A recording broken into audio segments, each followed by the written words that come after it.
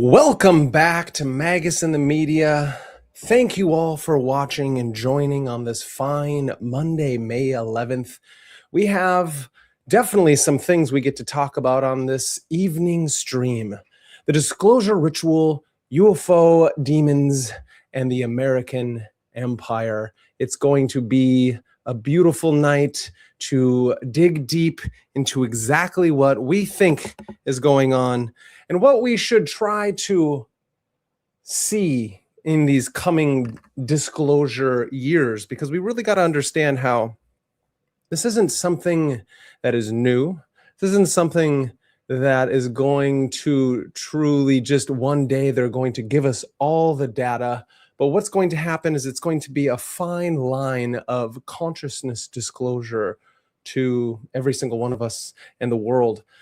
I truly appreciate everyone out there. So if you're here, if you're new here, make sure to subscribe, like, and share, because that's how we spread the message, spread the good word of the myth, the magic, and the meaning in the stories that we love. And that's the way we truly have to begin to wake up to these things, this age of disclosure.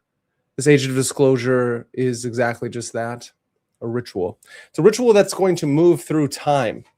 Time as in day to day, they're going to slowly, as they've already been doing, like spoon feed us stories and information that they want us to know, so that our minds and the economy that is wrapped around these types of things don't just explode at the seams and all chaos runs rampant. Because if you think that today in this time frame where gas zooms around from 350 to 450, and if you're in these crazy east west coast states, they're at fucking $5 to $8 a gallon.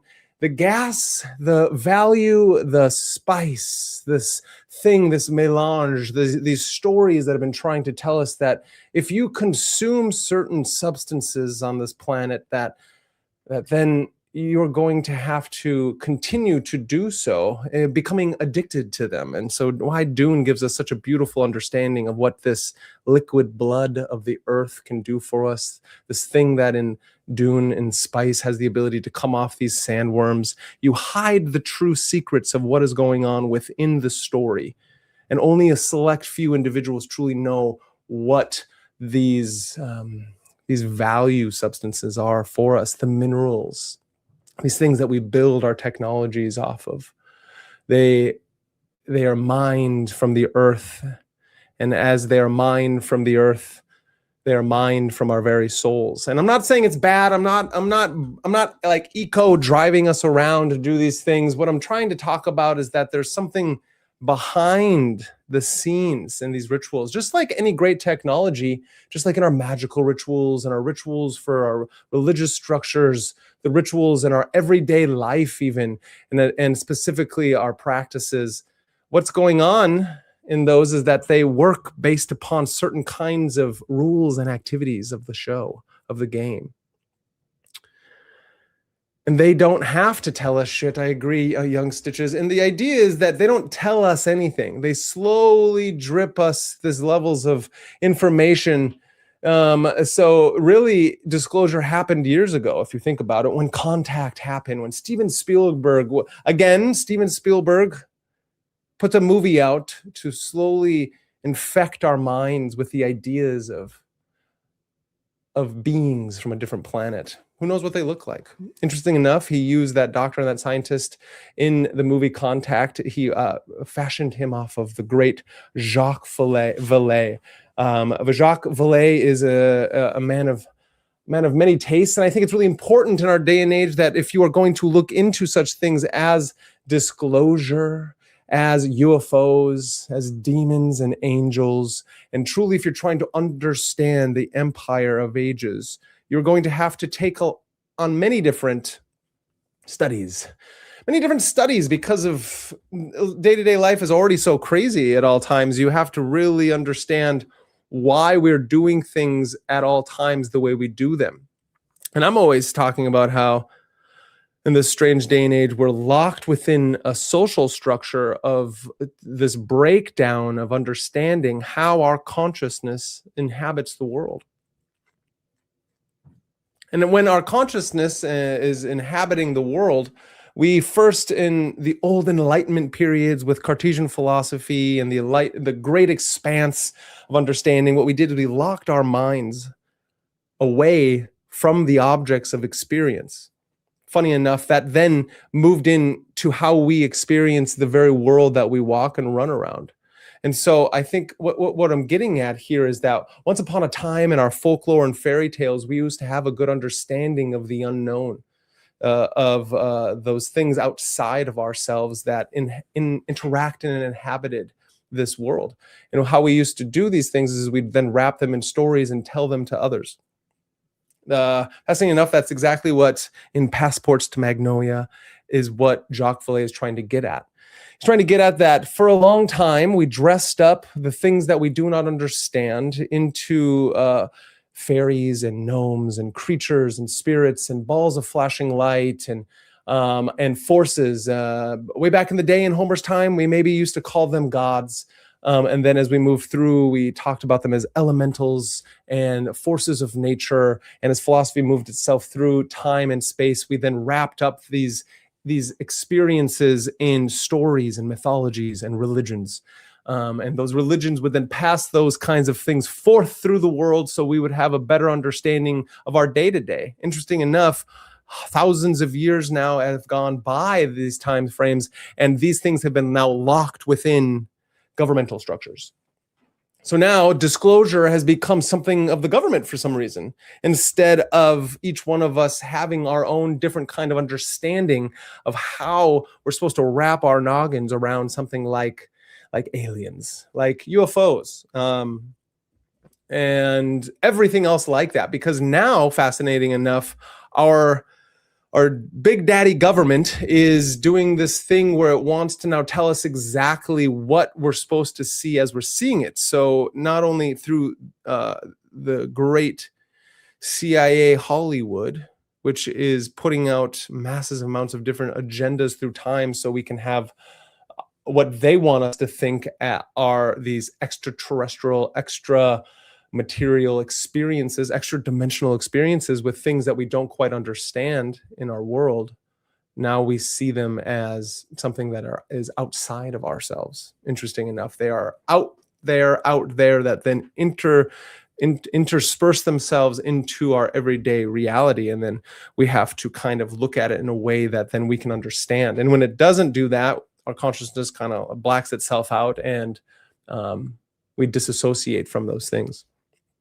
And so right now, I think that is exactly what's going on, is that on a mass scale, we have this mass delusion, this mass level of disassociation with our reality, that we've become so far away from a real understanding of what it means to be a human person, that how could we ever fathom to understand what is outside of what the human person is, right? And so I think I think this is fascinating. And you got to ask yourself, well, I thought we were talking about disclosure rituals, UFOs and demons in the American Empire. And I deplore, I hope you all understand that this is exactly what we're talking about. Because how do you understand something outside of yourself if you don't understand first who you are? Ask these basic questions of what is reality, what is human nature, human experience, and then we can start getting to the question of what are these experiences we are having outside of ourselves. Because it seems like the very technology that has been implemented to understand reality for a very long time, that's this magical technology of consciousness enacting itself through ritual in space, so you can have something come through our this everyday reality. You are going to then, unless you understand that kind of lingo and that kind of alphabet, there's no way we can understand such things as UFO and UAP. And then you can even got to ask yourself, how would we trust anybody who's telling us what these things are? How do we trust a government to tell us what UFOs are, and this disclosure, and these orbs that are flying around that we think are drones, that could be actually technology that has been engineered backwards, because we got these types of technologies back in the Trinity workings in the early 40s, right? When the first time they blew up the atomic bomb, something that Jacques Vallée talks about. And then 4 or 5 years later at the Roswell, we get another breakthrough of some kind of machine, extraterrestrial thing that is broken through our reality, and then they take it away, and then they reverse engineer that, use that technology, and then this very day and age we're using the internet, which is one of probably the technologies that was given to us from who knows, right? And I think that's a fascinating conversation that Jacques Vallée talks about in a new book that he's coming out with. I think it was Trinity, I believe. And this idea he's getting at is that before we even had a word for UFO, we were having experiences about UFOs. And then through time, these experiences, they had them all the time, interesting enough. He talks about in this book, Passport to Magnolia, how all over the world, individuals have had strange experiences. And it's just not individuals, it's been groups of people have had strange experiences as they were out in their land, in Japan and in Korea and China, Africa, United States, as these things were happening in Europe. People were seeing crazy things go on in the skies, and different stories of these folk tales of people interacting with things they can't understand. And then what governments and cities do at all times is that they try to take those things, cover them up, and have people forget. Because we're just going to now just go about working our everyday jobs after we understand that there actually may be these interdimensional aliens out there, or extraterrestrial something coming from somewhere else. Fascinating enough.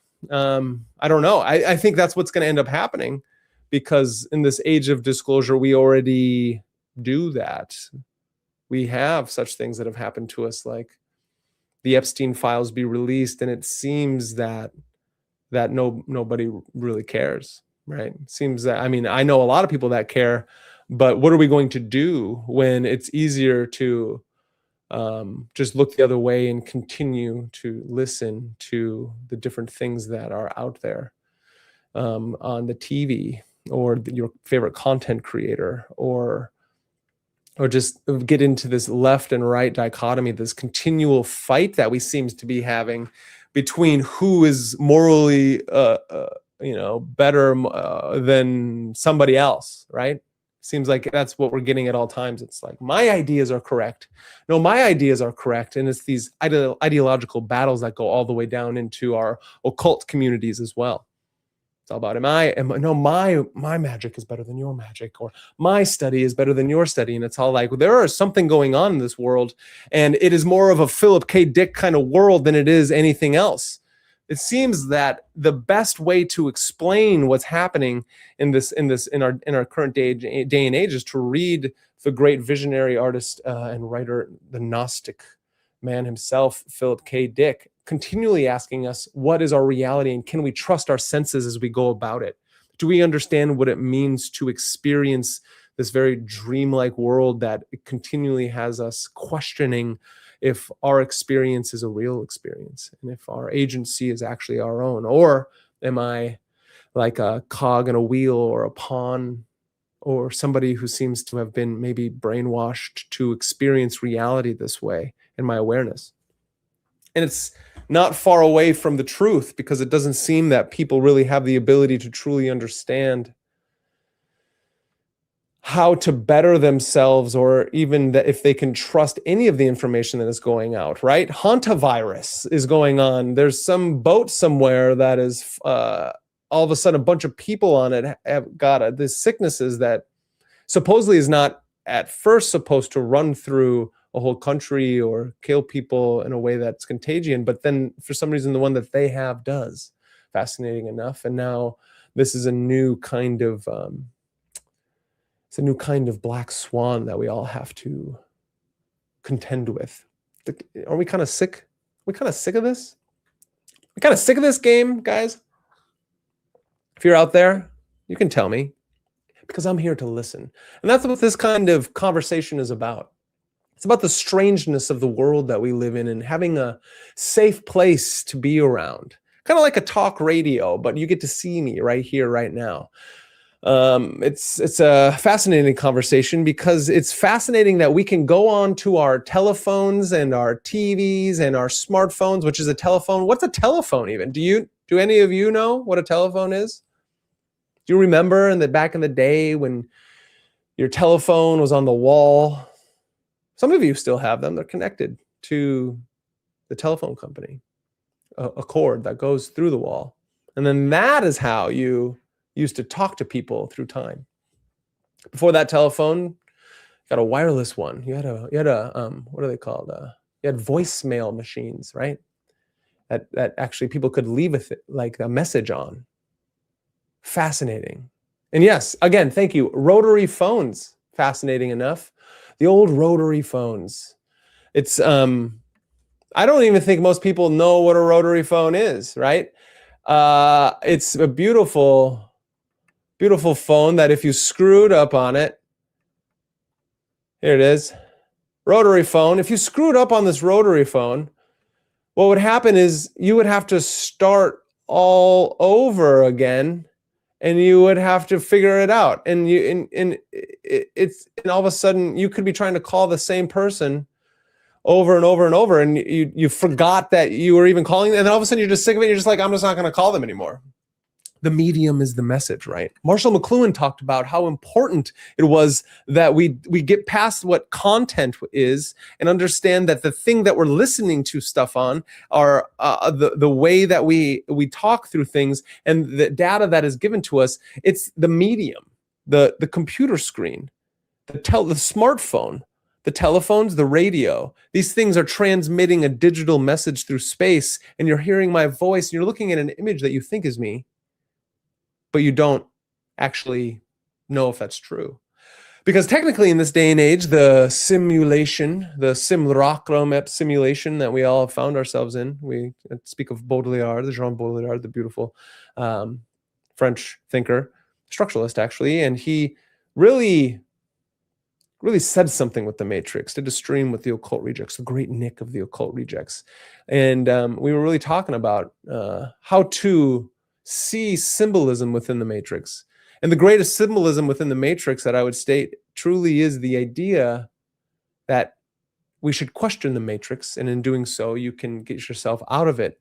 But then once you're in what they call, the desert of the real, which is the Jean Baudrillard's work in simulacrum simulation, the desert of the real is the term of what is left over once everyone moves from the real place, the real, to the simulation, and what is left over is that desert of the real.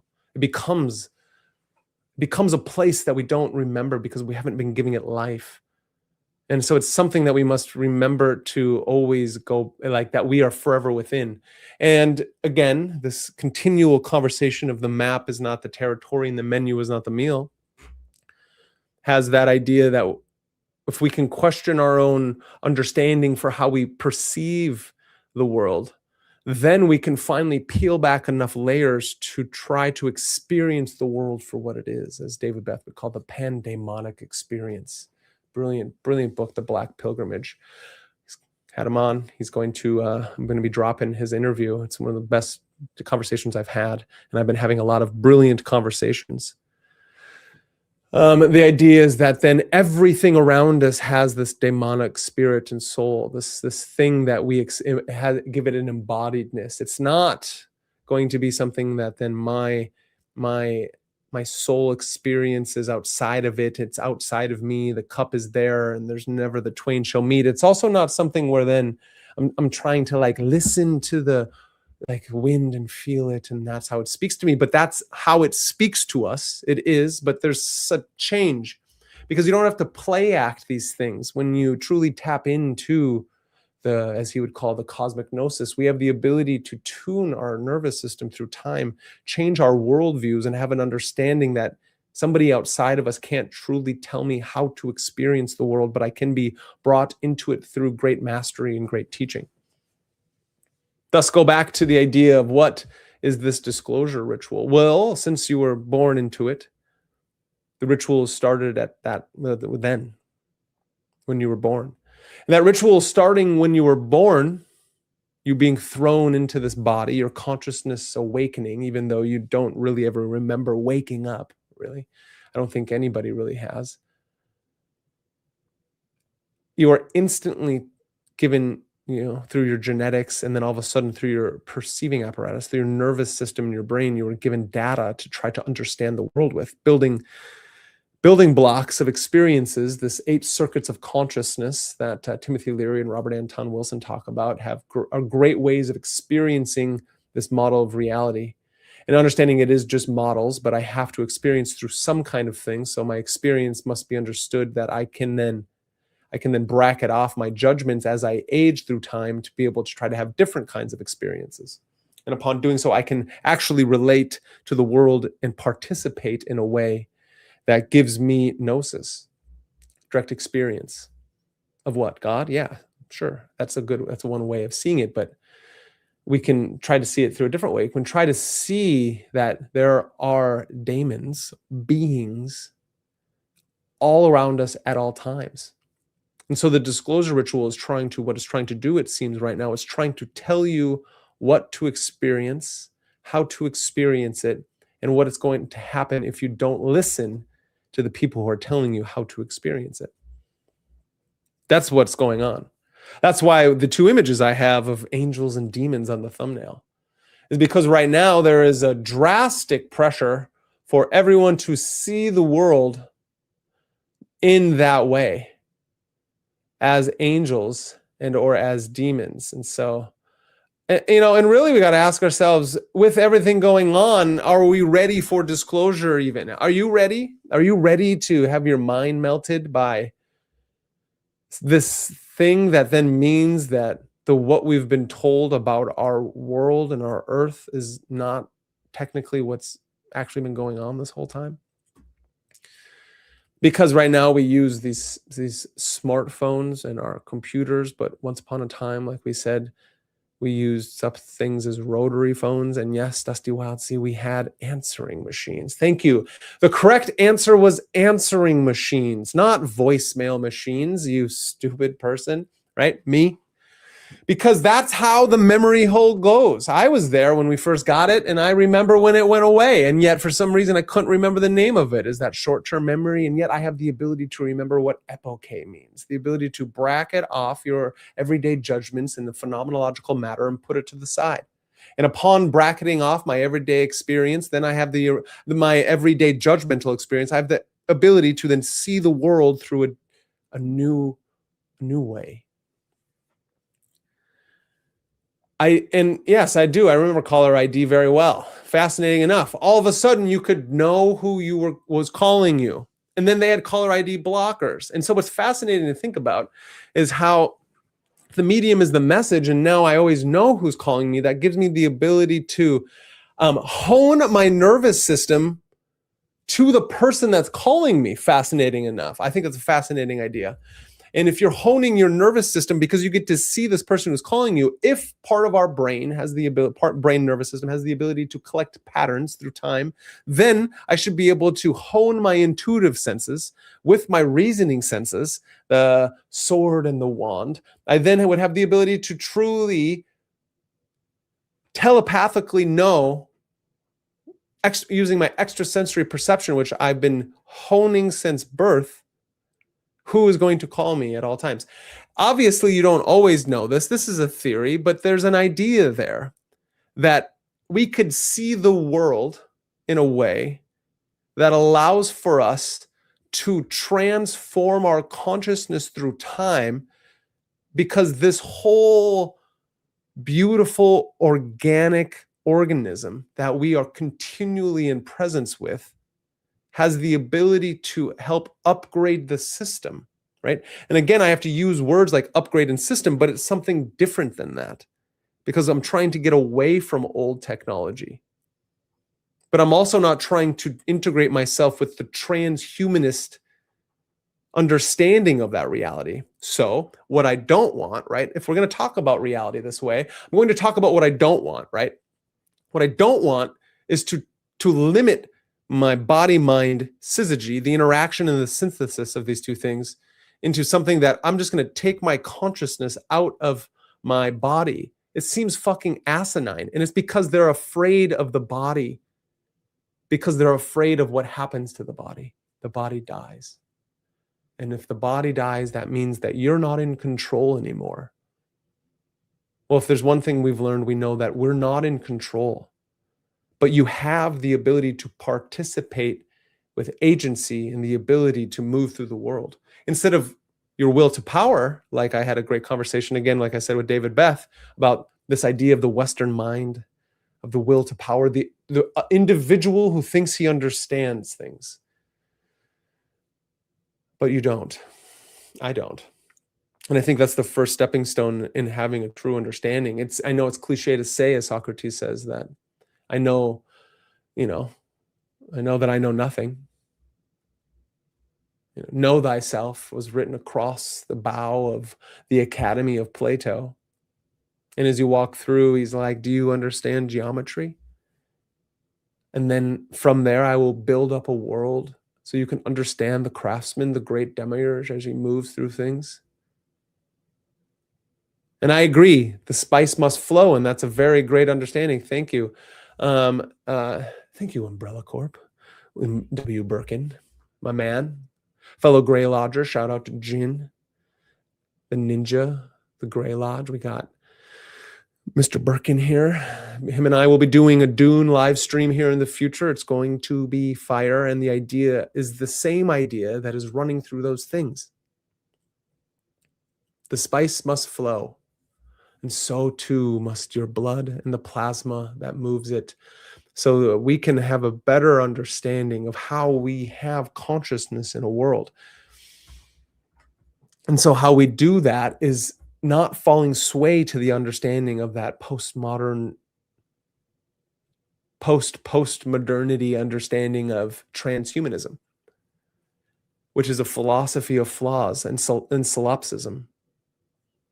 These solipsistic ideas of this postmodern modernity has a problem with the individual, even though I am so pro-individual.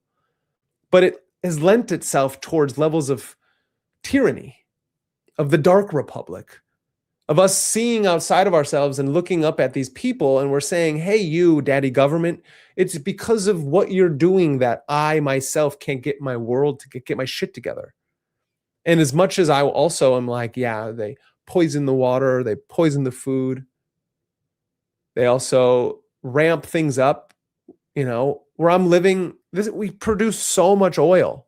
And yet, because of the Strait of Hormuz is closed, that means no oil for anybody, and we get to fuck with the oil prices. Because the egregore of the economy, the great economy, is something so interesting to think about. What is this great economy, this house of cards that we all stand upon? As in, without this great egregore of economy, what do we have?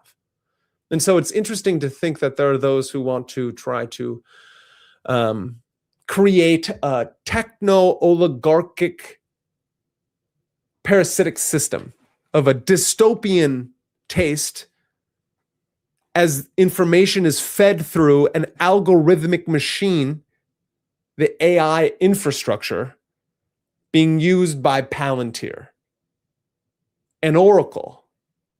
ChatGPT, we all use it.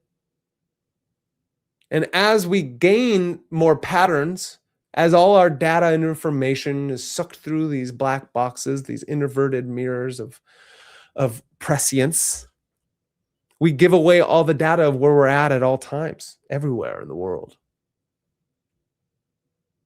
Did you one day play Pokemon Go? I never did, because I am an elitist. I have only played the good ones, right? Never one that was connected to any kind of system that can be collected as data. So, right, I am better than anybody out there who ever played Pokemon Go. That's not true, but you understand what I'm saying. And what I'm saying that is because levels of my classicism where I'm all like, I only wanted to play the first 6 to 8 that came out, right? The colors. And then I either got too old or got boring or whatever. And then through time, Big Daddy government, the Black Ops department in co-op with the techno-fascists, the techno-oligarchs is a better word because I'm not here to use words like fascist, but the techno-oligarchs out there have taken these corporations, the tech Silicon Valley, and it's all across the world. So it's not even to our little Amestros, the America that we're in. It's all across the world. You know, China's doing it. Middle East is doing it. Africa, Russia, Europe. Europe's collecting data at a staggering rate, putting people in jail for what they tweet. X post, Facebook, whatever the fuck, you know, they're doing this to us right now. And it's fascinating how every time I'm like, I'm going to play a few clips. We'll get to them. But the idea is very fascinating where it's a conversation that we're having. And I think it's really, really important, this kind of conversation. And I think this is important. Thank you. The Missionary Protectiva could be related to disclosure. I completely agree. Let's talk about it. What is the Missionary Protectiva? And how does it relate to disclosure? I think it's fascinating. Fascinating topic. Here we go. All of you out there, please subscribe, like, and share, because if you're going to listen to other things, it may give you more or it may not. But as long as you are here, we understand that we can pierce through reality through having a conversation, kind of like a dialectic. And the more of us that are here to do so, the more these kind of words and things get put out there. So make sure to tell your friends.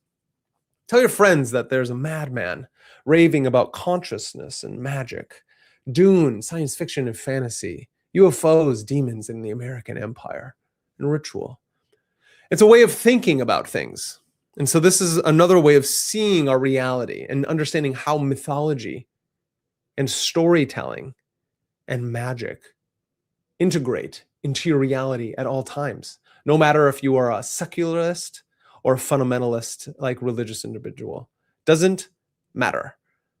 You all are out there with the same body technology, the body, brain, mind synthesis, the syzygy that takes in data through many layers of perceiving apparatus to then this like closed loop structure that is continually trying to create the next moment. And that's why it's important for you to protect what goes within these eyes, these doors of perception. These doors of perception are really important because you can strip away everything to truly experience things as they are. Instead of filling up the cup, making it too full, and then projecting onto the world the way you think it should be, the way you think it ought to be, and the way you think it is. Because I can tell you that I think the way I see it is that once we strip all those things away, the world will appear to you a lot stranger than we could ever imagine. There's more to heaven and earth, Horatio, than anything in all of your philosophies, right? Shakespeare. Horribly probably summarized, but talked about. But that's the idea, is that when I fall prey to a mythology, the Missionary Protectiva in Dune is given to each planet a story by the Bene Gesserit. The Bene Gesserit, the witches of Dune, of Frank Herbert, they are a vast network of high adepts of body, mind, and universe, right? Of the individual human potential through time. They've taken themselves to the extremes of consciousness of body and mind, and that they have trained themselves to be able to basically weave a pattern of reality through time so they could get through a eugenical system, they can get their Kwisatz Haderach. And the Missionary Protectiva is there to help spread and save the Bene Gesserit if they're ever stranded on a planet, in a place, and through a time. That then they can weave a story and be something that these people don't fear, but see in the world as something high, like the Fremen with their mother superiors, with their highest shaman. The Bene Gesserit shows up, and then they see them, and then that Bene Gesserit can weave words into a story, into a mythology, and they can feel safe and be accepted in those places. That's a rough outline of what the Missionary Protectiva is. And so when Dune, and when Paul and his mother were taken in by the Fremen, the mythology of the Fremen already was being syncopated with the Bene Gesserit, with both Paul and his mother, Jessica.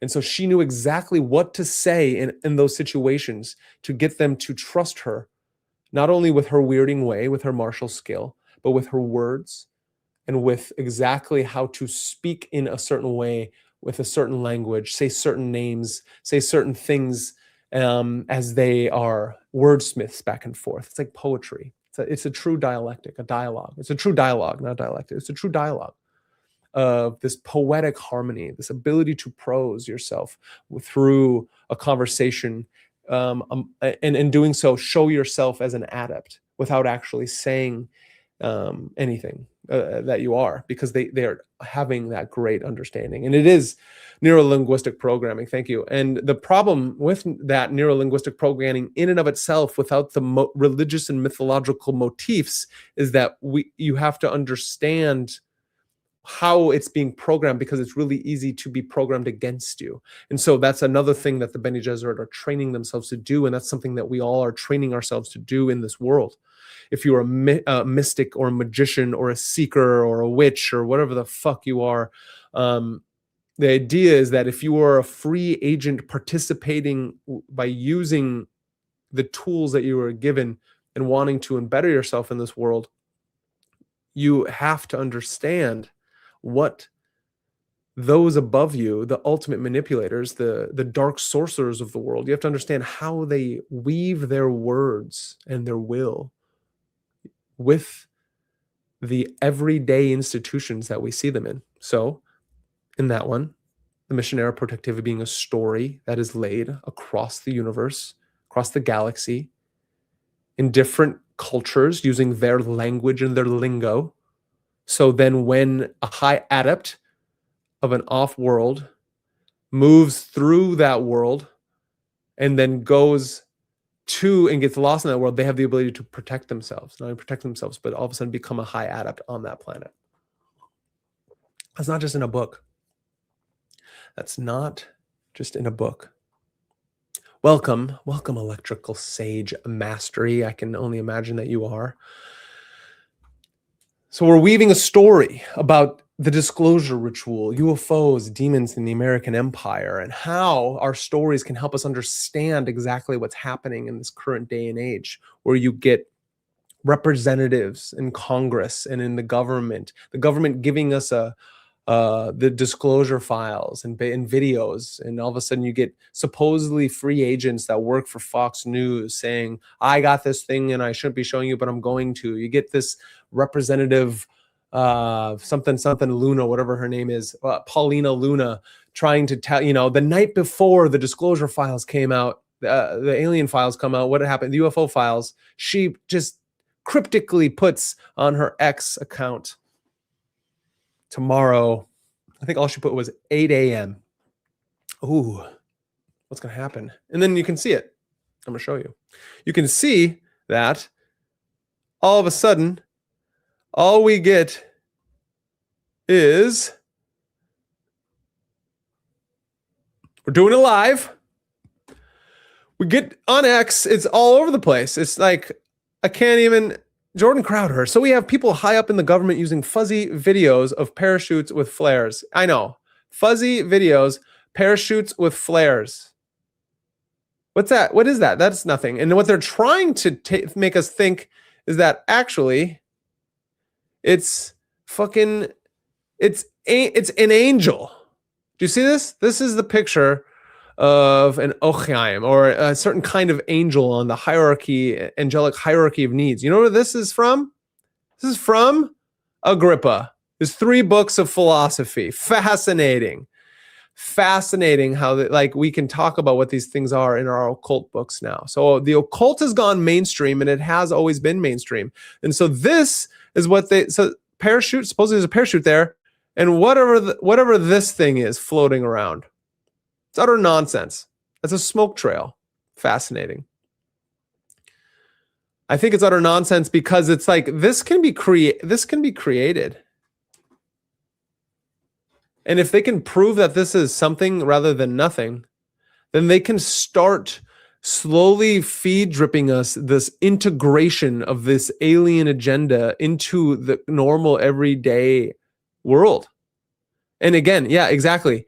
Anna Luna is also publicly talking about the Book of Enoch, which is soft disclosure about fallen angels. And that's exactly what I want. That's what where's my Merkabah? That's what I'm saying. So the Merkabah, right, in Jewish mysticism is this star tetrahedron that spins, and there's 3 of them around our bodies. One spins left, the other spins right, one stays right in the middle. And how that happens, and then what happens is if you tune your Merkabah, right, this Jewish mysticism, this chariot, you ascend unto heaven, just like what Ezekiel ascends into heaven and becomes Metatron. You too can do that with the right magic system, right? No, it's not like that. You have to, through time, train these things in yourself, become a Bene Gesserit, and then you can turn on your light body, right? That's something we're honing, the light body, the diamond body, the rainbow body.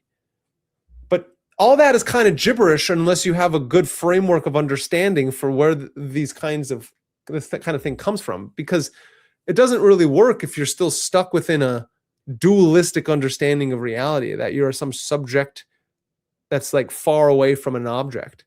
That's not the embodied demonic, the pandemonic experience that we're trying to understand, that there are beings at all times, at all places around us doing things, right?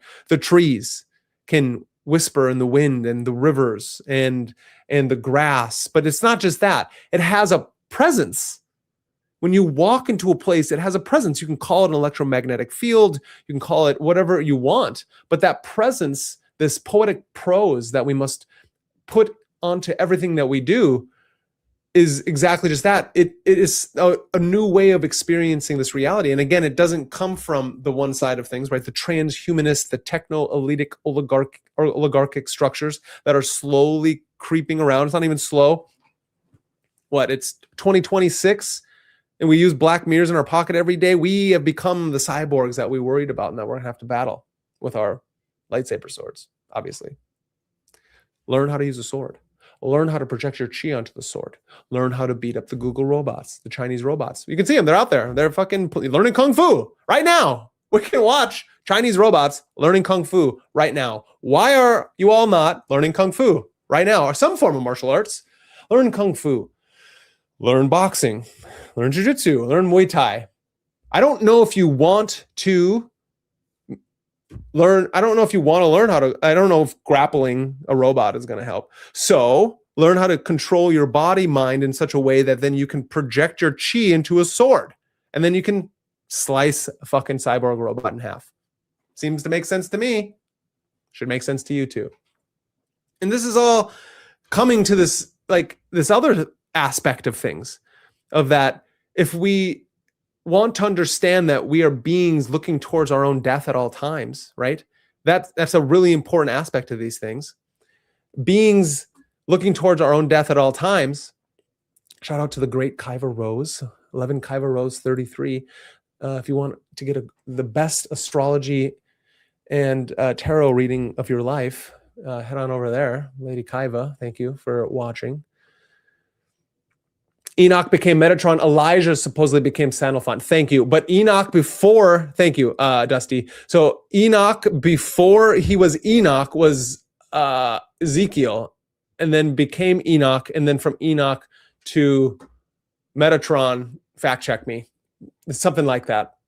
He was Elijah. That's what it is. Elijah. Elijah became Enoch, who became Metatron. Good. And this is fascinating, and maybe we can unearth the ancient Vajras and defeat the Leviathan with it once again, as was done many aeons ago. I think so, and I think that sounds really fascinating, and I love it. But the idea is, you are first have to order your world before you can go out and slay dragons, and so you must figure out how to figure this out. Most people don't know how to walk. People don't even know how to walk in the world. Let alone do they know how to swing a sword. Let alone do they know how to pay their bills correctly, or converse with a person that's just not about the lowest 4 drives that we all have, right? Or about nonsensical things like how's the weather, which I think is all important, and we should be able to communicate with people on a base level. But when every day is filled with Epstein, Trump being assassinated, but them missing, have you ever known an assassin to miss? Something to think about. It's something to think about, right? For some reason, they miss every time with him. And I don't think, whatever. But the idea is, what are they leading us towards? Because the day that happened, the next day, Donald Trump comes out and he starts talking about his ballroom. You're correct, Dusty. Thank you. So we have a ballroom. Right? And this is going to go along to why I'm talking about Palantir and Peter Thiel, who's talking about the Antichrist. And it goes back to my thumbnail, where you get the demon on the one side and you get the angel on the other, and you get the White House in the middle, because he's trying to tell you something. Trying to tell you how to think about the world. Trying to tell you how to think about the world and angels and demons. About an Abrahamic religion, about how they see the world. And yet they're not supposed to be doing that, right? So are we supposed to think of, all these people are telling us, Anna Luna Paulina, right? Who the fuck cares about this woman?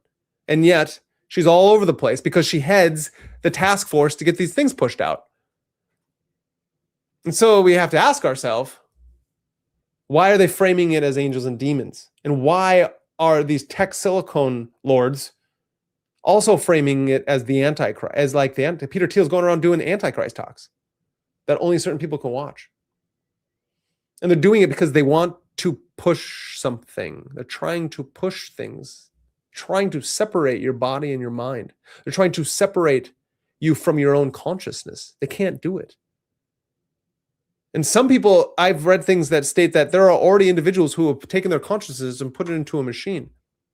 That's the Philip K. Dickness of the world. Is then, as that consciousness put into a machine, how do you know you're you anymore? Because what is you? A compilation of memories, right? Kaiv and I just watched The Dark City for the first time. She's seen it before. This movie, The Dark City, is a great representation of exactly what we're going through at all times. Fascinating enough. And what it's trying to talk and tell us about is that it's asking this question: what is real? What is reality? Right? And so in this one, we get, again, it's strange enough, even though I love Dark City. It's brilliant. It's classic. And yet, what are they floating on? They're floating on a flat fucking Earth. The Earth's not flat. I get it. It's an analogy. It's not even a metaphor. It's just they're on a spaceship. Spaceship's flat. That's cool. Water's around it, firmament, all that stuff. But false memories. That's what I'm saying. The idea is you get the main character doesn't know who he is and he has to piece it together. So you are the main character piecing it all together. Every night, spoiler alert, every night, these higher life forms come down. They're experimenting on the people, and they're creating and they're trying to figure out how to be human.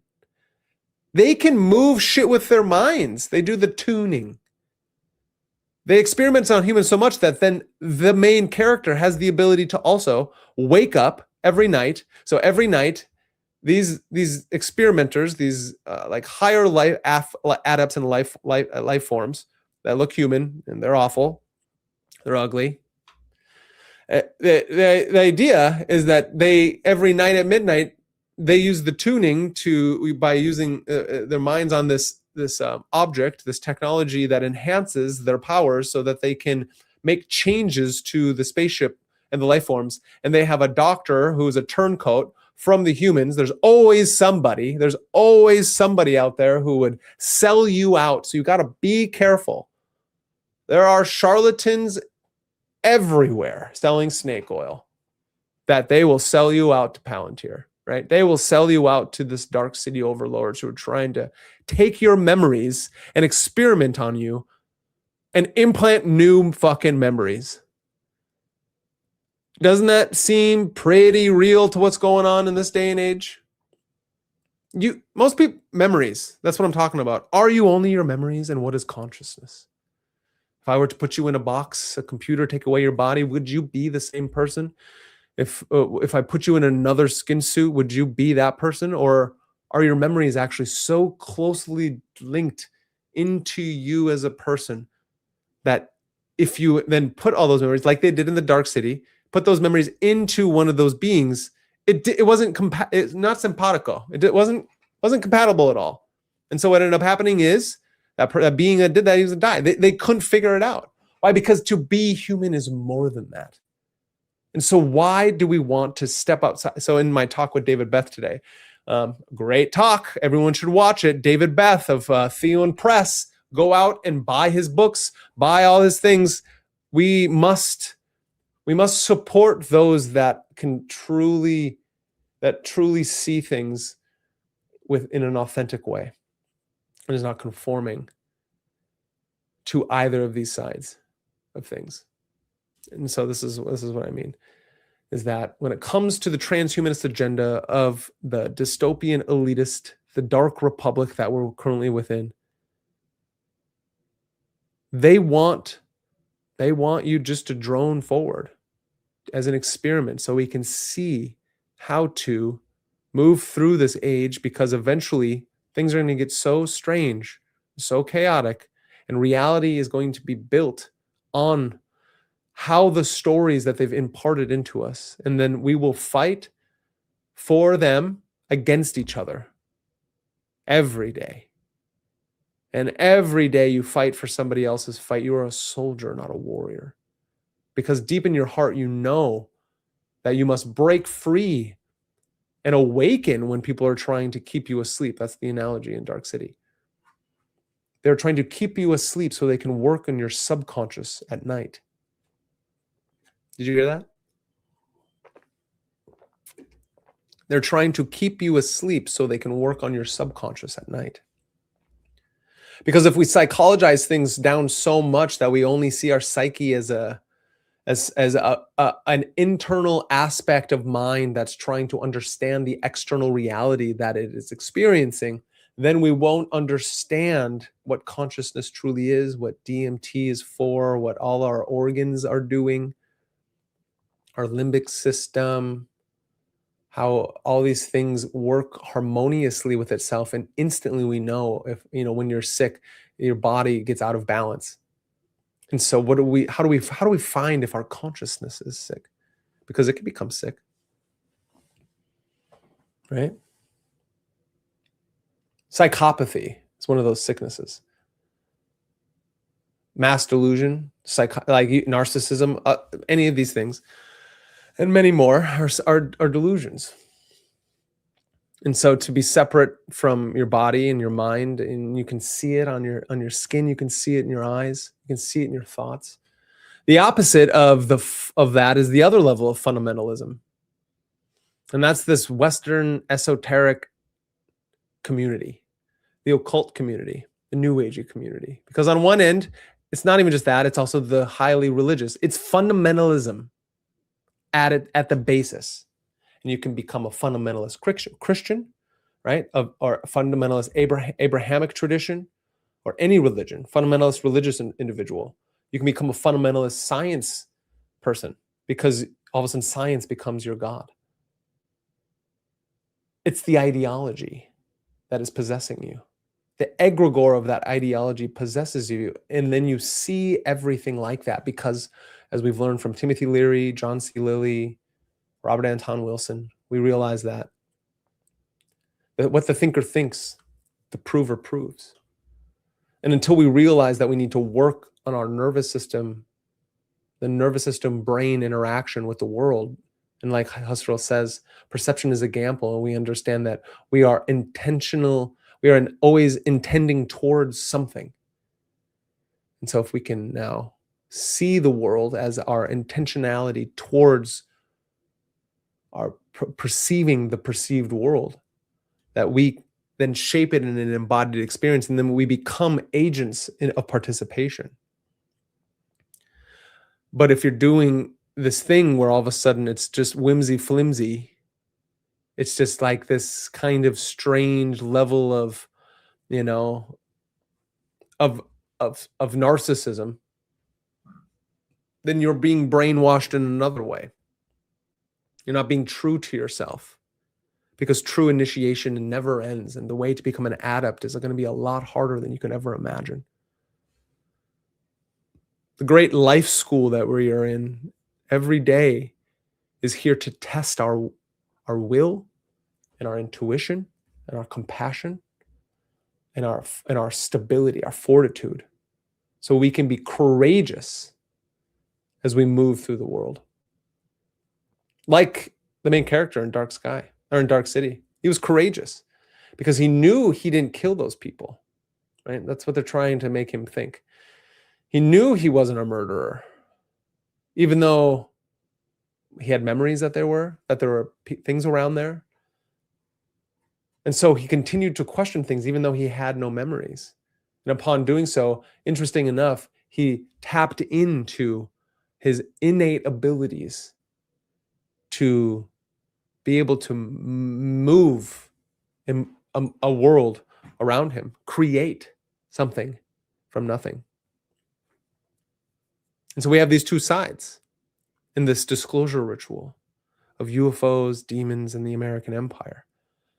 Interesting enough, funny enough, angels and demons are both in the fundamentalist religious worldviews and also in the fundamentalist rebels, right? The fundamentalist, like occultist, magician, witch, wizard, whatever you call yourself.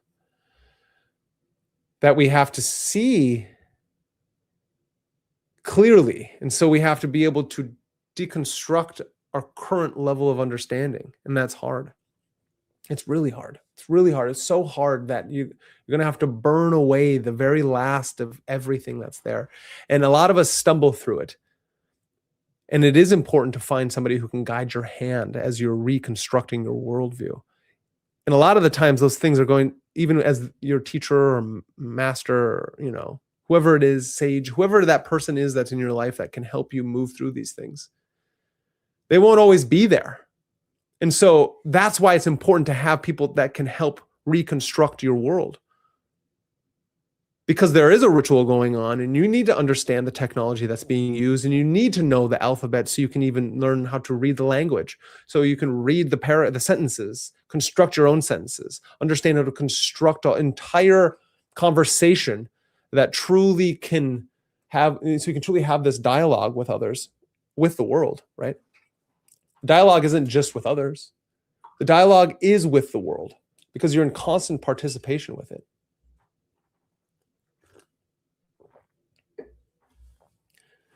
The idea of there being angels and demons is old. Just like it used to be fairies, right? Midsummer's Night's Dream. What are these things that I'm experiencing when I walk through the forests at night? Or another one, right? The puka, the great 6-foot tall rabbit, as you walk from a bar at 3 o'clock, a pub in Ireland. And all of a sudden you realize that there are more things around you, and you have this crazy experience because your consciousness has changed. Why is that important? Well, because in our magical practices, in our mystical practices, and in any kind of consciousness changing techniques, You're making your nervous system vulnerable so you can view the world in a different way. And upon doing so, we shouldn't attach ourselves to one worldview or another. We should not mistake the map for the territory or the menu for the meal. Because what we're doing when we do that is we're limiting our understanding of this, of the world that we're experiencing.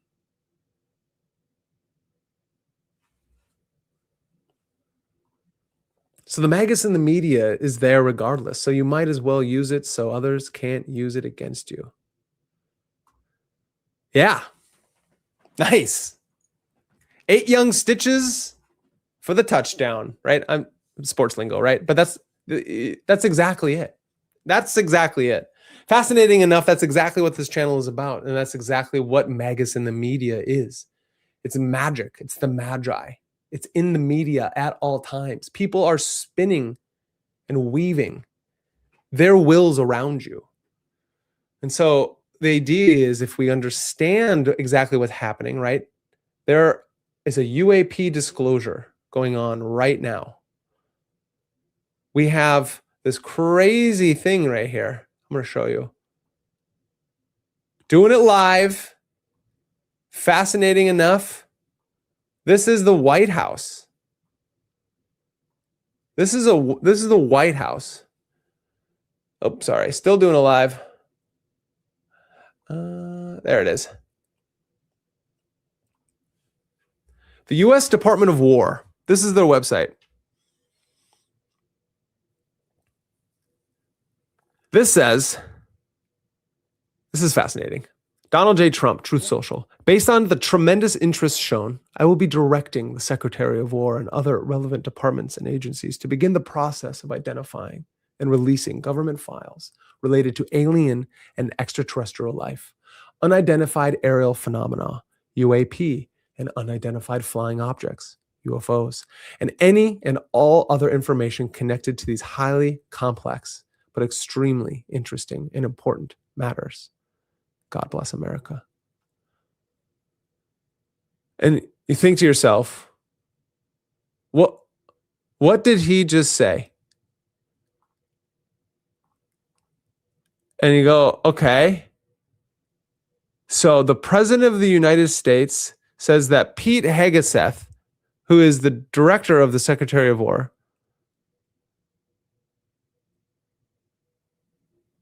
who's okay, and many other agencies, they're going to begin the process of identifying and releasing government. So government has known for a long time. Okay, so a distraction. Exactly. These are distractions. But the idea is that their government is known for a very long time. So first, Jack Valet talks about how the government since the 1940s, 41 is when the Trinity workings happened. Not the workings, but the Trinity thing happened where they found this fucking huge, massive avocado-shaped thing in the middle of nowhere. In Nevada, the same place where they ignited massive atomic bombs. Just like a day later, this thing appears out of nowhere, straight through, right? And so it's like, okay, if it's a UFO coming down, then it went through our solar system, and then through it, no, people, we would have known. So to me, what that means is it appeared out of nowhere. So then it's like, okay, what does that mean? Well, what that means then is all of a sudden through space-time, an object was sent from a different dimension or realm, right? Which is then why we have different language for it, because we are going to take language from our traditions and try to understand these types of things. And fascinating enough. Okay, so the government is known. Why? Well, because in this book, we get, in the Passport to Magnolia of Jacques Vallée, he talks about how not just our government, but since 1100 AD, you get many different emperors, kings, queens, and people through time, even before then, who have known about these things. Okay, so if it's before then, and then we start to try to understand things even further back from that, okay, there are people who have seen that. What are the Watchers, right? That's what we're getting to. And what are the Watchers? And I think these things are really important to know. Well, the Watchers, as described in various ancient texts, particularly in the Book of Enoch, are a group of celestial beings or fallen angels who descended to Earth to interact with humanity. And according to that narrative, these beings were sent to observe and guide humanity, but they eventually became enamored with human women. Right. So this is a story. This is in Milton's Paradise Lost. It's in supposedly the Book of Enoch, something that is now people are saying. Right. Enoch, Book of Enoch. Anna Luna Polina, whatever. She talks about it. Right. It's on Joe Rogan. Is talking about it. So this is in the human consciousness. This book. So if it existed or not, what matters is that's the story that's coming through. So they're enamored with human women, leading to the birth of the Nephilim, giants who were said to have taught humans forbidden knowledge, including astrology, metallurgy, and sorcery. Right? Supposedly, this character by the name of Samyaza was the leader of the Watchers. The Watchers were originally sent to Earth to guide and observe humanity, but their mission took a downturn. In addition to altering human genetics, the Watchers introduced forbidden knowledge to mankind, weapon making, sorcery, astrology, cosmetics, and other skills. Considering the divine secrets, the consequences were severe. The Earth was corrupted and divine judgment followed. The Watchers were punished with this guy himself bound and imprisoned until the time of final judgment. Who does that sound like? Promethea, right?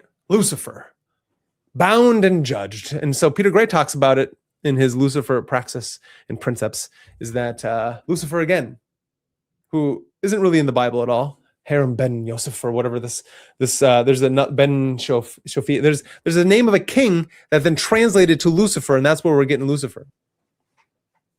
Fascinating enough. So that's stupid. The idea of this all evil thing that like then we're gonna make that believe that's the same as the snake in the garden, and then we're gonna superimpose that over Satan, and all of a sudden you get this Satan Lucifer character, even though Lucifer means the morning star. But it was actually misleadingly translated to not even be the morning star. It actually was supposed to be the evening star, the different name, not Lucifer. It had a Luciferagos or a different kind of name. So we're talking about the Watchers, and have they returned? The idea is that have they ever left?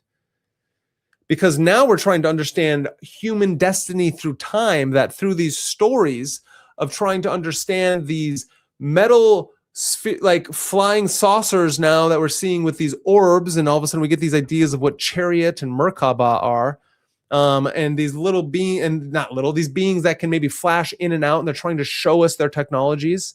It's all strange. It's all strange because we can only control so much, because the human imagination is vast and wide, and there are people truly digging in to what's going on, like Dr. Heather Lynn, right? She's brilliant. She's out there doing God's work, trying to help us understand that archaeology doesn't stop just 6,000 years ago, that the Sumerians may not just be the first, but they're definitely not the last. And maybe they've come to, what gave the Sumerians their knowledge and their information? What are these Anunnaki? Right? Are they Enlil and Enki? And are Enlil and Enki, these motifs and these characters, are those what the stories of the Watchers are? More questions than answers are ever going to be raised, but it's the imagination that kicks in and tries to help us understand that maybe it's not something outside of our planet, like as Zecharia Sitchin is trying to state, but it's something that's on the planet and has been here this whole time. Because truly, how do we know what goes on around the fucking Earth's orbit? There's no way any of us know what's going on. Do you all know that there's massive amounts of satellites that have collided? And so I don't even know what the number is, but it's fucking outrageous that around the orbit of the Earth, all around, are billions and billions of little pieces, hundreds of millions of thousands of little pieces that have now formulated, and it's hard for people to go past that part. I just learned that from some guy on the Danny Jones podcast. I was listening to that a little bit today, and it's like, okay, that's fascinating. Maybe it could have been even Jacques Vallée. But that's not what matters. The idea is we can't even fathom to know what's going on in our own mind, in our heads, in our body, in our home, in our cities, in the country, in the world, on the planet, to know what happened 15 years ago, 50 years ago, 100 years ago, hundreds of years ago, thousands of years ago. Do you know what happened? Can you trust anything that happened that we're told? Now we're going to go thousands of years ago. And now there's evidence that there are people that you're going to have to figure out if you trust or not, that are also finding that it breaks the laws of modern mainstream archaeology and history that shows that there are Western esoteric traditions, the Mithraic tradition that goes back to through the Orphic traditions that goes back to the stellar traditions, the stellar cults, the stellar religions that date back 13,000 years and before that. Peter Mark Adams is finding the data, and he's going to be putting it, and I'm going to be bringing him on so he can show us the data. It's going to be great. And even before then, right? Dr. Heather Lynn is finding these things as well, that the archaeology shows that there are high advanced civilizations that happened before Sumeria, and that it wasn't just the hunter-gatherer tribes around at that same time, but that the earth goes through that it goes through cycles through time, and that there are people who know about these things, and that those people have been a guiding hand through civilizations rise and fall through time. And if you've lived over thousands of years, or if you've had family that has done that, maybe we don't even have to go as far as there are individuals who can live that long, but we can go through that there are transmissions of traditions and through time, that those traditions can carry secret histories of consciousness that we can tap into if we understand how to do certain practices, like what the Bene Gesserit do, right? They take the elixir of life and they tap into the bloodstream of consciousness that all Bene Gesserit through time, all Mother Superiors have had. Thus, they were able to transmit information and knowledge through time to the current time frame so they can prep that planet, each planet, and control people through time. Isn't that crazy?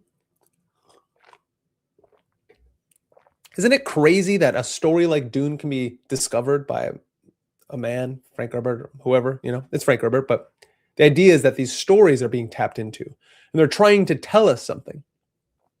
What it's trying to tell us is that, like Graham Hancock says, we are a civilization with amnesia.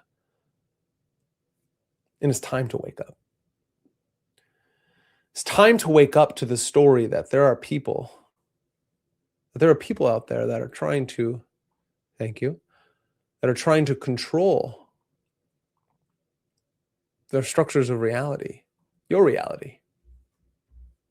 So what do you do about it? We don't allow people to tell us how to feel about what we're seeing. Right? So here's a fascinating one. It's again, people trying to tell us what we're seeing is true or not.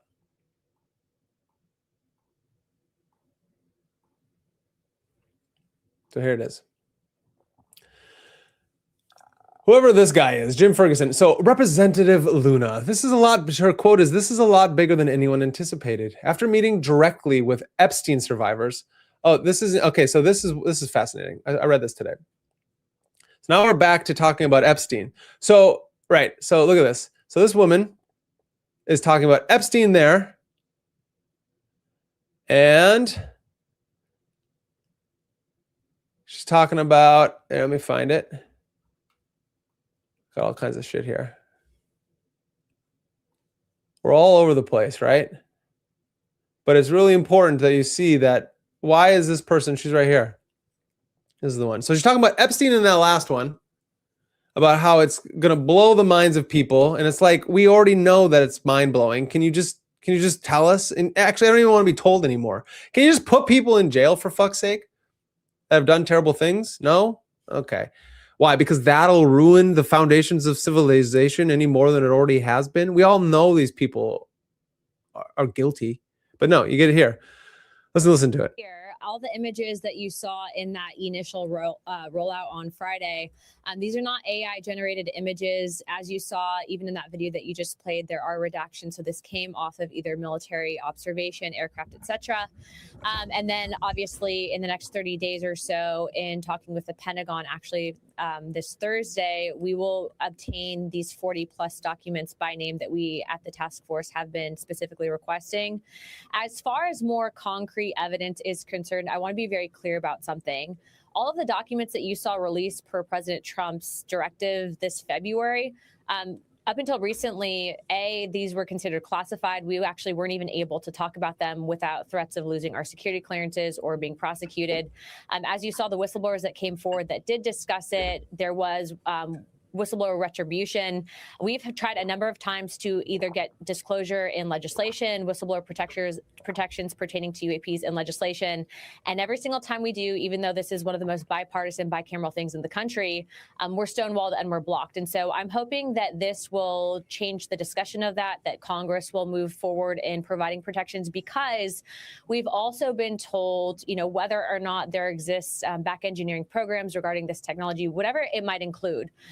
Our goal and objective is to ensure that our taxpayer funds are not being spent somewhere they shouldn't, B, that people aren't breaking federal law, and C, this is an issue of national security. And so based on our investigations, what I can tell you is I'm glad I can finally talk about it. Some of the documentation that you actually saw released this past Friday did include, up until recently, FBI investigations that actually took place here in Florida. And to be clear, we actually were working very closely with the FBI because they were one of the few government agencies that was actually taking this seriously. Oh, the FBI. I just got to stop it before. I mean, that's the most outrageous thing I've ever heard. The FBI is the only one taking this seriously. You know what? Thank you, Kash Patel.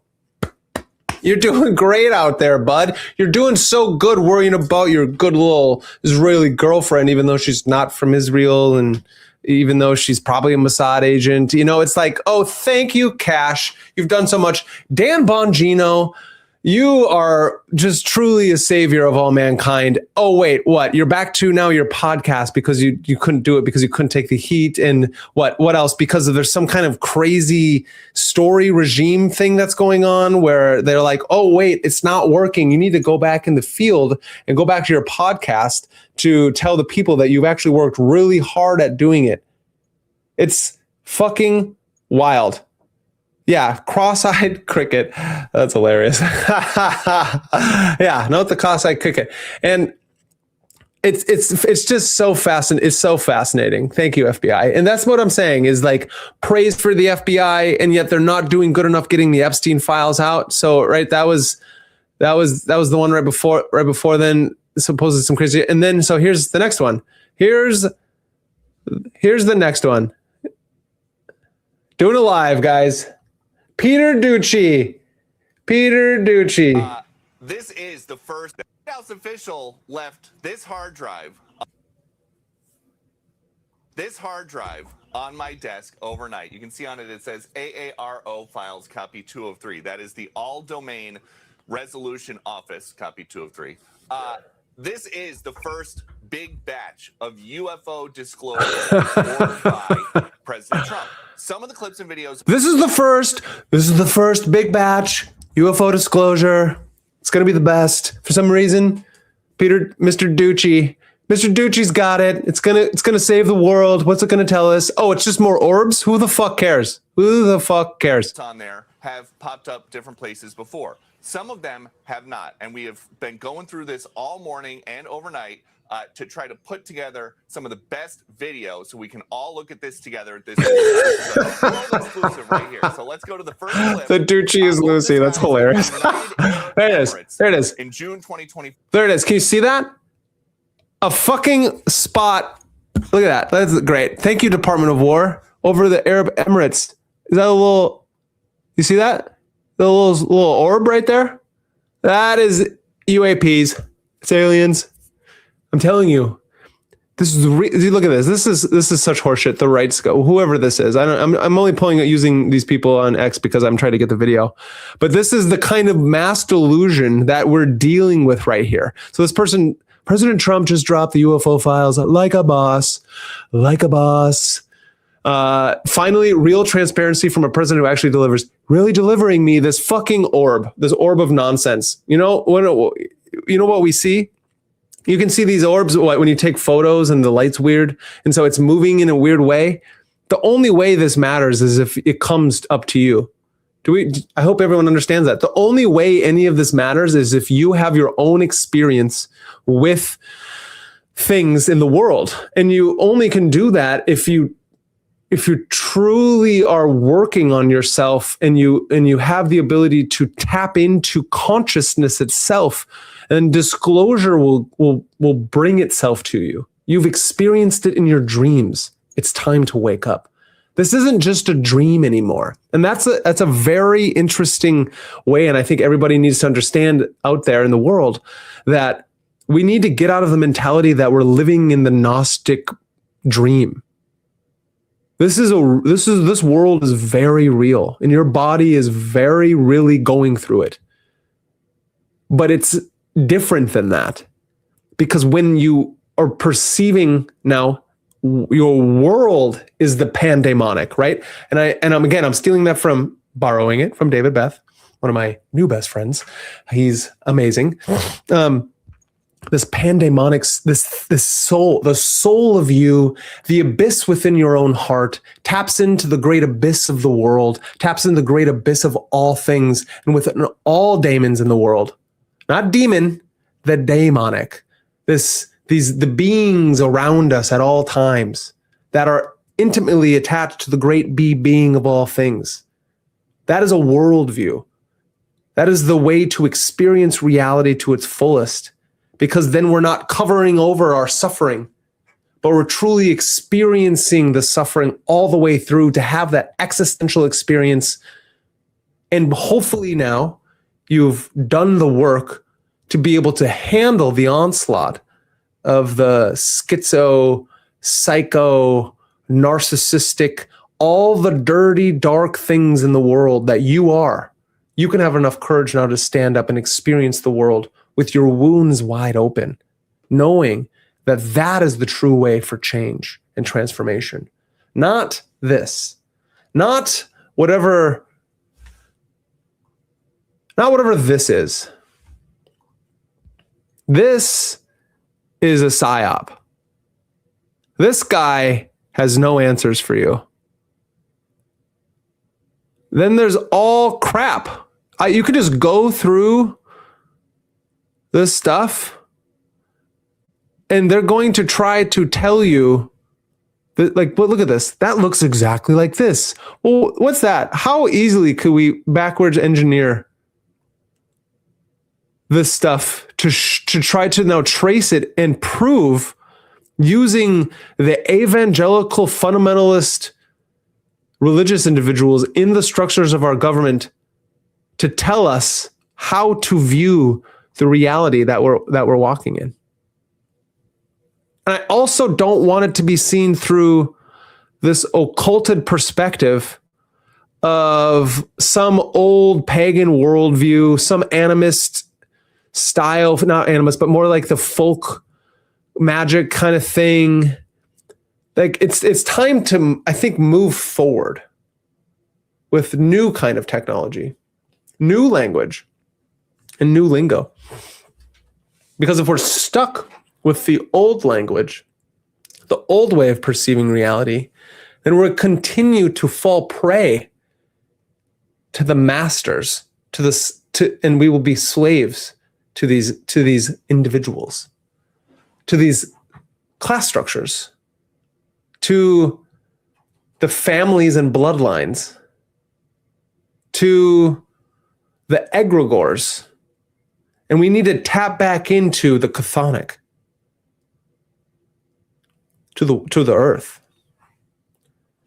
to our own bodies, so we can experience reality to its fullest and understand that the ability to question and dialogue with that question of asking, what do you mean by angels? It's easy. What do you mean by angels? And they're like, well, I'm talking about the Christian angels. Okay. So what you're telling me, that these things are angels? They're like, no, these things are demons. Okay. Well, what do you mean by demons? And it's fascinating enough. I listened to a guy talk about it, and he's all like, this technology that we're getting from Roswell, from Trinity in the 40s and on now, that are probably in some black department, Warehouse 13, Eureka, right? There's a movie about it. There's a whole city created just to hold, there's a TV series, just to hold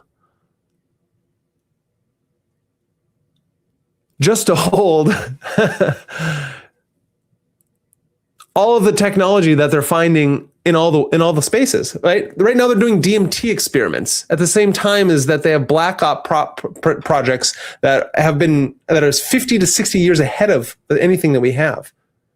Let alone now AI and AGI, the ability that it is creating and able to heal itself, right? AGI has the ability to go in and code itself without coders, and then continually to reach this level of singularity where hopefully then the individuals who are also participating with that will get smarter.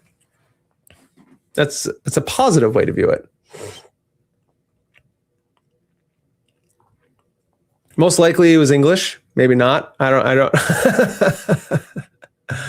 But the idea that I'm going to continue to come around is that, no, you're completely right. Thank you, Conjure Up.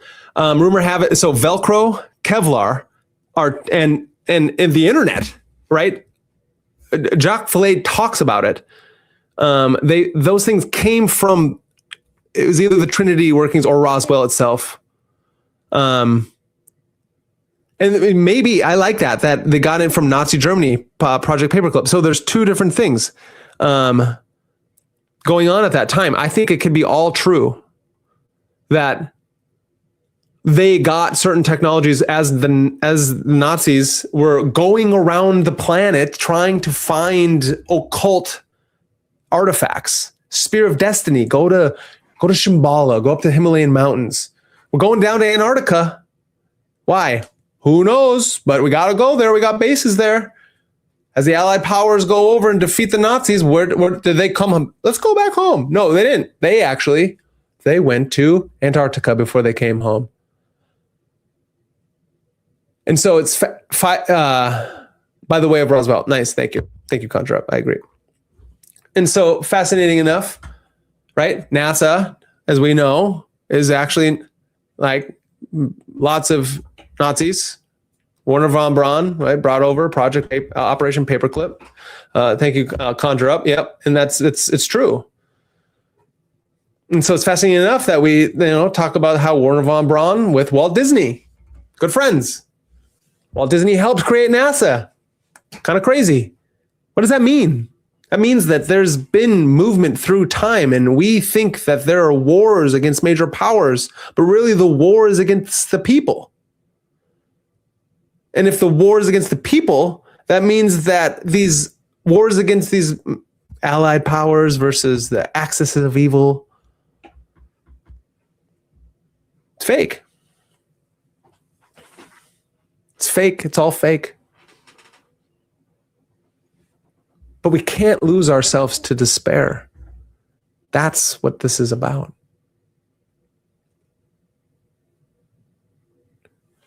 It is. Thank you. Yeah, the relationships of people we were taught were enemies, it is mind-blowing.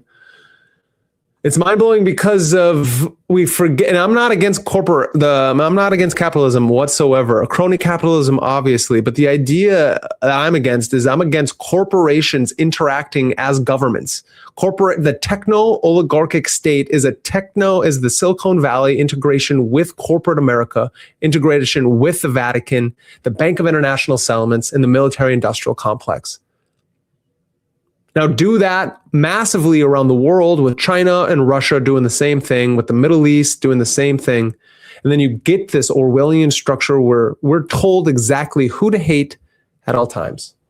hate the Muslims because of they're in the desert and they don't know what they're doing, right? That's what we're told to dislike. You can't hate these other people. They need their small little country. Weird. You know what I'm talking about. Juice boxes themselves. You know what I'm saying? It's like, don't hate them. That's bad. You get canceled. But you have to hate these other people that we don't know. Obviously, we dislike all people who are doing bad things to people. And so it's like, we don't like religious wars. We don't need a jihad. The jihad, the holy war is happening though. And you will be participating with it either way. Right? Did Germany lose, or was the Nazis lose, or just Germany? Because it seems to me that Germany lost. It seems to me the Nazis just changed names. Same thing as these bloodline families through time. This change names. You know, the Kennedys weren't the Kennedys before then. They were something else. It's the same thing as now you're going to create like the CIA, right, has many different small subsidiary corporations that it moves through, and Palantir was one of them. Palantir was one of them.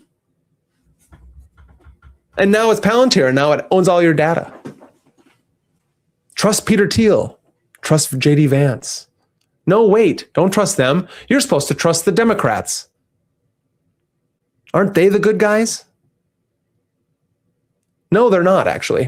Why? Because the Bushes, the Clintons, the Obamas, the Bidens, the Harrises, and the Trumps, they're all playing the same game, using different language to move people's emotions so that they can slowly move us into this dystopian, Palantir,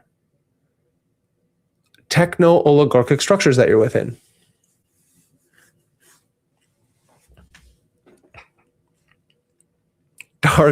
Dark MAGA era, dark Magus era, bro. Enough of this MAGA shit. It's make Shaolin great again. That's what it is. Make Shaolin great again, which means figure out your own warrior, your own philosopher, your own artist, your own magician. You are to make your, if you have one thing you can do on this planet. Yeah. Good. Yeah, you understand. Yes, it's Dark Magus. Dark Magus, bro. And that's not just me, that's all of us. We play for the light, but we understand that within the dark is where our true, right? The darkness isn't bad. The dark and the light must play together. That is the Tao. That is the way. Because it's within those deep structures of the darkness is where we can truly hone. That is the dark caverns of the earth. Those things, that the dark underbelly of all things. And if that's why in Dune, Paul was able to become the Keyswatch Heterock. He was able to go places no Bene Gesserit was able to go. And upon doing that, taking his mind and his body, training his body so hard that they can move the tiniest finger separately by using just their breath mind, the interaction. And so upon doing so, you can try to lower those low animal desires and all the things that go along with it, all the body tics. Then you take your mind, and then yes, one day you will, maybe it may happen in an experience you have in the world, in a relationship, in an accident, in whatever, you're just walking around, then all of a sudden you have your road to Damascus moment. But it won't be because of you all of a sudden fall for not, and the Christo mythos, great mythos, right? I think religions are really important. Whatever the dogma that goes along with them, I understand. We need the exoteric. But it's the esoteric underlying that you will understand that it is that divine spark within that is truly trying to awaken itself. And it needs the black sun. It needs the Negredo. It needs that cutting off of all that dead ash. You must go through the suffering into the darkest bellies of the nervous system to truly understand how to make actual transformation. And it's true, and it's true in a way that means that we all are looking for a savior. We're all looking for somebody to prop up, to kind of lead us to the promised land. No one's going to do it for you. You only have yourself to save. And if you have a family, you have the responsibility, right? Your immediate family, you can't go into other people's houses and try to save them unless you have a sword and you're fighting cyborg, kung fu cyborgs. Then, do as you will. But until maybe you should know that you can handle yourself before you go out and trying to fight the Chinese cyborg kung fu artist or the Google Tesla bots, right? So are all the Freemasons trying to have one person who invokes the mantle of Elijah to fulfill end time prophecy? I think that it's all nonsense. The end times prophecy is most likely nonsense. It's all about if humans can just if you as a human has the ability to see the cyclical nature of the universe, the cyclical nature of your own being, and through that being able to come to your own apocalypse, your own visionary experience, so you can view the world in a different way, that is when the world ends. Whenever I hear the words, "we need a hero," I immediately think of Johnny 5. He's alive. It's beautiful. Johnny 5. Yeah, that's and that's the kind of robots we need. And I think there's something to it that we have to understand that we shouldn't deny. Like in the Matrix, what ended up happening is that they went to war with the robot, the AI. They went to war with AI because they realized they let the genie out of the bottle, Pandora out of the box, and they couldn't put her back. And so what they try to do is just like any child tries to do, is they try to shove it on the rug and say it never happened. Well, we can't do that. I think in Book of Morals and Dogma, Pike states that when the people need a hero, we will give them one. I don't know that. I don't know if that's true. Yeah, and yes, Devlin's talking. Electric Sage Mastery is talking about Short Circuit. He definitely is. Conjure Up says, agreed, I don't hear God. It's been radio silence all my life, but I agree. Religion, well, to me, Christianity or like is a great societal manual, if anything. I think that's a positive way of seeing it. And I think I think there's an overemphasis on hearing God. I think this term God, the gatherer of all data, right? I think that's a funny way of saying it. I think that's why it's important to read your classical literature and your philosophies. Because the philosophy can bring us to God. The true philosophy, philosophia, true wisdom, the study of wisdom, the study of the wise. Not this enlightenment nonsense where we're breaking things down to its smaller parts and trying to organize it. Not God the Father in the sky, right? God the Father in the sky. What do we put that up as? Chokmah. Nope. Chesed, right? One down. What is Chesed? Chesed on the tree of life. It's the Sephirah. It's the fourth Sephirah. Jupiter. Zeus. Yahweh. These are fascinating in ways of perceiving God. And then it becomes too abstract again. It becomes a transcendental way of perceiving reality. And I think there's something about that a lot of our occult systems, Western esoteric systems, get confused. And the older I get, the more I come to understand that. And that's what David Beth's also trying to do in his work. As I talk to him, again, everyone listen to that. Kronos, Saturn. So no, Kronos would not be, I don't think, in my system, and it can be whatever, but Kronos is actually a Saturnian figure, and I would call that Binah. But we could argue about that, and that's fine. And those are banned books. They are because they make you think. And so read things that make you think. And fascinating enough, to go back to our classical literature, going all the way back before that, to the Platonic understanding of the ideal of what God is. God is the good. God is the sun. God is that which is beyond the good, because the sun is but a representation of the good. And so what they have is, in Platonic terms, they have the forms.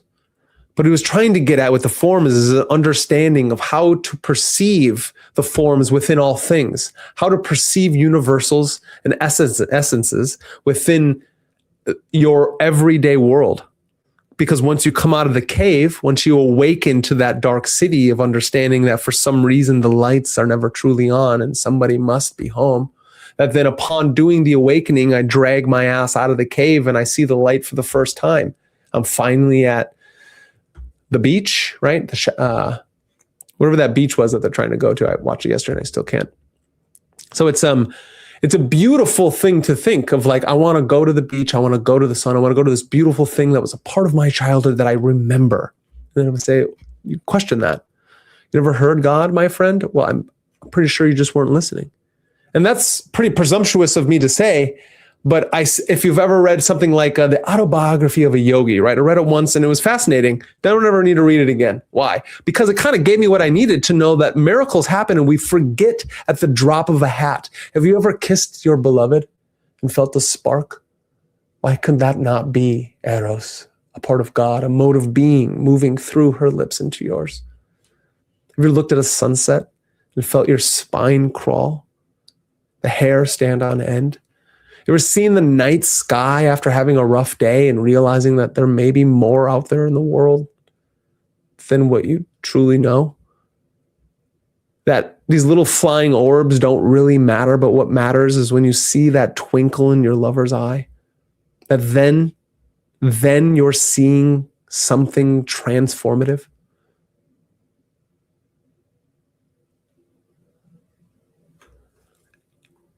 I agree. And I agree that we have been distracted away from whatever it is. And I would state why we use language in a certain ways, really. Why we see things in certain ways, why we wrap things in saying a him or a her when we speak of God, the Elohim or El. That why I like to use the Kabbalistic framework of the tree of life is because you get the pillar of severity and the pillar of mercy. You get the back and forth movement between the masculine and the feminine. Very important. And as you move back and forth, you're seeing the deities formed themselves, these spheres, these sephira, these modes of God consciousness that move through space and time and that we experience at all times. The 1 and the 10 exploding outward at all times. That then we use terms like him because of that's, like I said, that's chesed. That's the masculine understanding of God. But there's the other aspect of that, right? There's the goddess. And it moves back and forth through them until they contradict themselves below the abyss from 4 all the way to 10.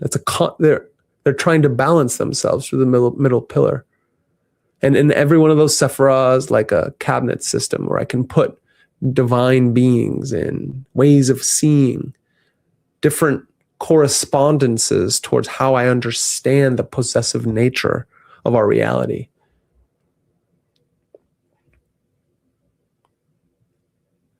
No ignorance.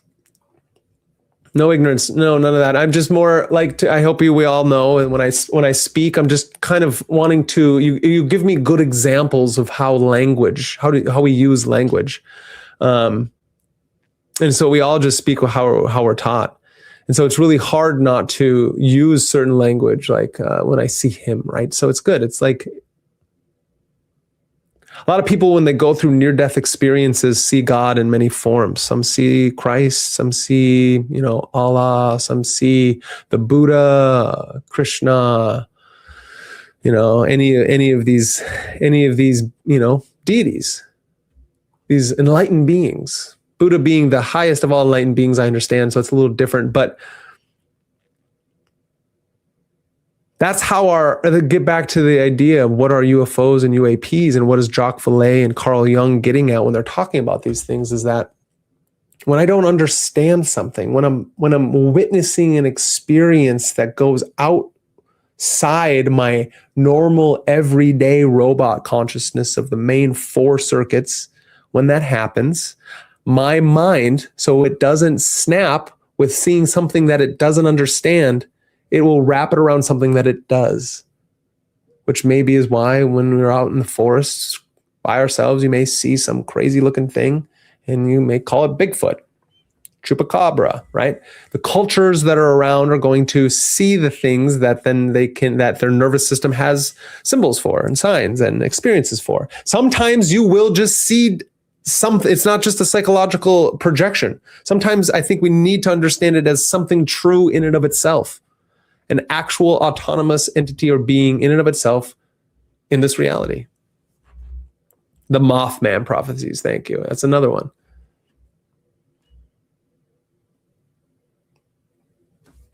What am I getting at? In this coming day and age, when we're getting this disclosure ritual, which has happened since birth, when the first time that you watched Bugs Bunny and you understood that the first time that we ever thought that there was a little green man was because of Bugs Bunny interacted with a short little alien and he was green and he was little. And because of people wanted to push the myth that the idea that Lam, the little being that Aleister Crowley wrote, was more than just a self-portrait. But now that means the Greys are real. I don't know about that. It's fascinating. Bugs Bunny put out there at a time when propaganda was running rampant, when they were trying to get us all to buy their own bonds to fund the war. They don't do that anymore. Why? Well, this is because they've integrated it into the Federal Bureau of fucking Taxes, the Federal Reserve. Now you're taxed on all things. We spend billions and billions of dollars on the military industrial complex. We give billions and billions of dollars to a small little country that is actually only getting us into fights with things we don't need to fight. It's fascinating. Thank you all. I appreciate everybody on this fine evening. I feel everyone in the chat, you are all fantastic. Thank you for listening on this fine evening. I hope we truly are we're just going to slowly chip away at our understanding. I'm going to be talking about more of the things that are going on out there in this age of disclosure. Our minds are going to try to wrap and understand itself around these unknown things, and we're going to place everything, that thing that we know, onto them. And then the government and the Hollywood, right? Steven Spielberg's the Disclosure movie that's coming out. They're going to try to tell you how you're going to experience that. And upon doing so, we may get things that we've never understood. And most people may not even care because they need to pay for gas and they don't know how they're going to do it. They need to pay off their credit cards and they don't know how they're doing it. We're going to try to figure out, why am I sending my sons and daughters to a war that I don't truly understand that we need to even be in, because the oil that we need is right in our backyard. And so there is only really a few ways to go about it, and that is to work on yourself at all times. Understand that the disclosure that is happening is a ritual and that you are in it by your participation, by turning on the black mirrors that is connecting you to a grand system of control that is already around us at all times. And upon doing so, they're going to tell you there are such things as UFOs and UAPs, and there are unidentified flying objects. There are unmanned aerial projections out there. There are interdimensional aliens. There are things that go past your wildest dreams, ultra-terrestrials. There are egregores. There are strange things that go bump in the night.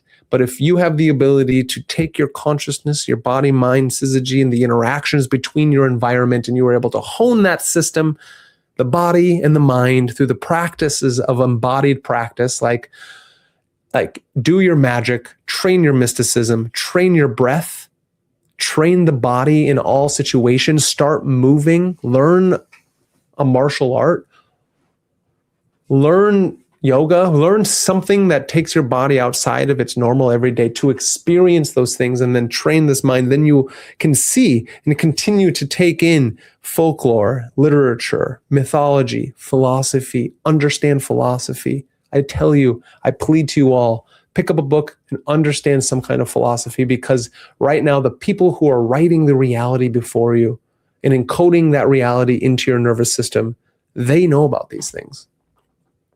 They are the dark republic. They are the inverted philosopher kings. They are the tyrants that are running the show. Just like in Dark City, they are the archons who are manipulating things because they want to try to understand how to be human and how to make sure things survive through time. Because they're afraid of that which we are looking upon, the horizon, death. They're afraid of death. And it's not something to be afraid of. It's something to embrace and know that when your time has come, that you will transform into that great butterfly that you were always meant to be. Because things are never created nor destroyed, and we have mythologies that prove that there is a great reason to believe that we will move through this next transformation, no matter what it is, that you can move through it with grace and strength and courage. Then you don't have to die a dog's death, like they say in the Hagakure of the Bushido Code. Then we can wake up every morning and live truly. So, the age of disclosure is here, and it's going to be a slow drip daily. It's only going to get crazier as we move through this age of novelty, as Terence McKenna said, as we are a planet giving birth to what? I don't know. I don't actually know what's going on. I'm not even pretending that I do. I'm just telling you things that excite me.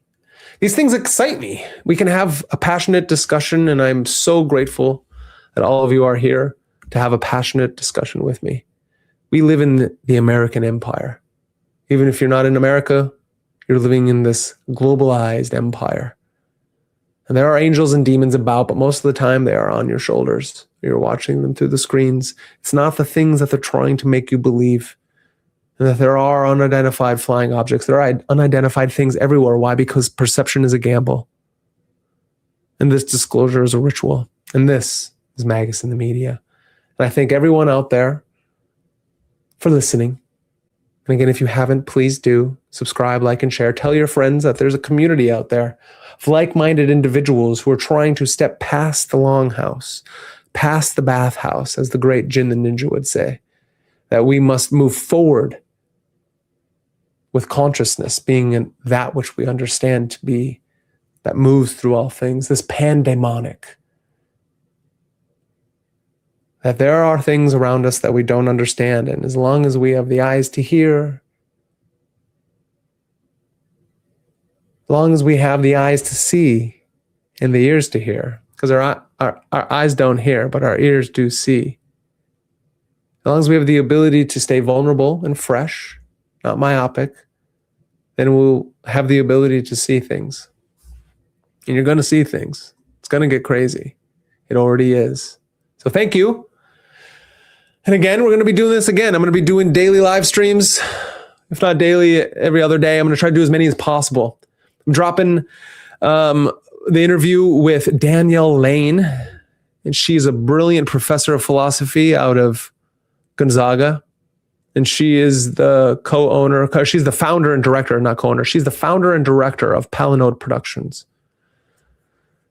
There are people out there who are trying to make it so technology doesn't have to be all that bad, because it's around and it's here to stay. We drop an interview with David Beth, The Black Pilgrimage, Theon Publishing, Cosmic Gnosis.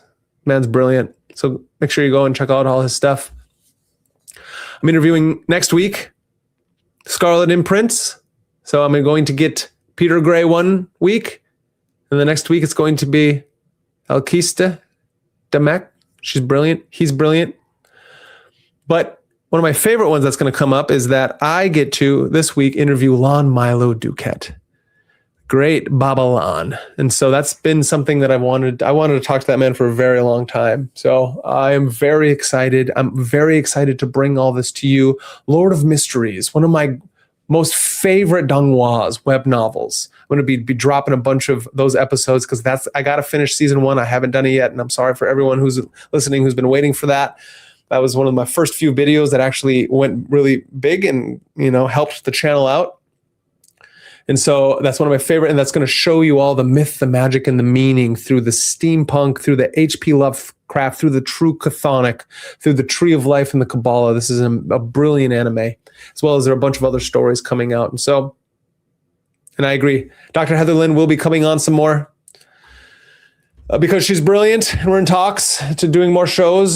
She's always got more stuff going on, so make sure everyone follows her because she's somebody who's truly peering into the craziness of this world. And obviously, Nick of Occult Rejects dropping episodes. Him and I are going to be doing a bunch more things. Please, everybody, give some love and some likes to Kaiva Rose. She's brilliant.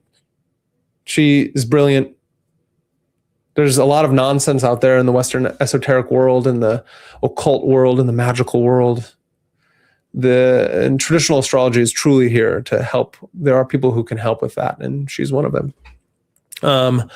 And shout out to Threshold Saints, and the Grey Lodge. Threshold Saints, Jin the Ninja is dropping episodes, doing an amazing job with his Gonzo journalism, his Gonzo radio show. And he's got stuff coming out on there. So make sure you go follow the great Jin the Ninja. Jin is brilliant. And him and I have a bunch of live streams that we have done. And we're going to be doing some more on these Monday evenings. This was my Monday evening here. Kaiva Rose will be with me as well on a bunch of these. And Nick's going to pop in on some of these. And so we're really just I'm trying to put it all out here. Trying to make sure that you know that you're not alone in that ocean of chaos. So again, thank you very much. A lot is happening, a lot coming out, and we're just going to continue. Make sure you head over to the merch store. If you want to support, please buy the merch. This logo was made by a brilliant woman, supporting her through that by putting her artwork out there, as well as supporting this channel. I'm going to be doing memberships coming out soon, as well as the Patreon. And then I'm going to be going on and doing going to be putting MagusintheMedia onto Spotify and all the things as well. And so, we're just trying to build and grow this community because it's only going to get stranger. The symbols are only going to get deeper, and the meaning is only going to get weirder. And so we're trying to make sure we have the ability to stand on our own 2 feet as the world whips around us, and we stand calm and firm, because that's the only way that they're not going to be able to take our loosh. Strange times are happening, but I'd rather be nowhere else. Again, thank you all for this fine evening. I hope everyone has a beautiful night, and goodbye.